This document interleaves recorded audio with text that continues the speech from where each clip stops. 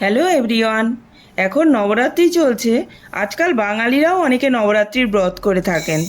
একঘেয়ে সাবুদানা মাখা, সাবুদানার বড়া না বানিয়ে এই রেসিপিটা একবার ট্রাই করে দেখতে পারেন। চলুন তবে শুরু করা যাক। প্রথমে 1 কাপ সাবুদানাকে 2-3 মিনিট ড্রাই রোস্ট করে নিয়ে একদম ঠান্ডা করে পাউডার বানিয়ে নিতে হবে। তারপর পাউডারটাকে চেলে নিতে হবে।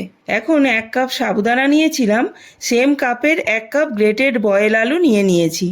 সাথে নিয়েছি ধনেপাতার কুচি, একটু নুন, হাফ টিস্পুন গোলমরিচ পাউডার, একটু চিলি ফ্লেক্স, হাফ টিস্পুন জিরা আর একটু গ্রেট করা আদা দিয়ে একসাথে ভালো করে মিশিয়ে নিয়ে প্রয়োজন মতন জল দিয়ে একটা সফট ডো তৈরি করে নিতে হবে।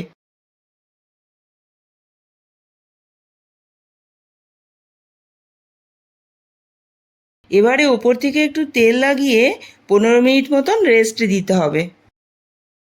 এখন ওই আটার থেকে ছোট ছোট করে লেচি কেটে নিতে হবে। তারপর একটু তেল লাগিয়ে হালকা হাতে লুচির আকারে বেলে নিতে হবে। সাবুদানার লুচি সেই জন্য সাইডে একটু ফাটা ফাটা হয়ে যায়, তাই এর একটা সুন্দর গোল শেপ দেওয়ার জন্য একটা বাটি দিয়ে এই রকম করে কেটে নিতে হবে। দেখুন এই একইভাবে সমস্ত লুচিগুলো তৈরি করে নিতে হবে।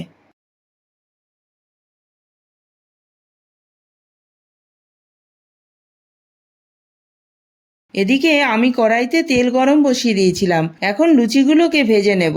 লুচিগুলো ভাজার জন্য তেলের টেম্পারেচারটা প্রথমে হাই হওয়া দরকার, পরে মিডিয়াম টু হাই ফ্লেমে ভেজে নিতে হবে।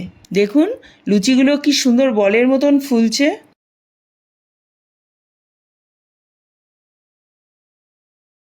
আশা করি আপনাদের এই পুরীর রেসিপিটা অবশ্যই পছন্দ আসবে। তাহলে আবার দেখা হবে একটা নতুন রেসিপি নিয়ে।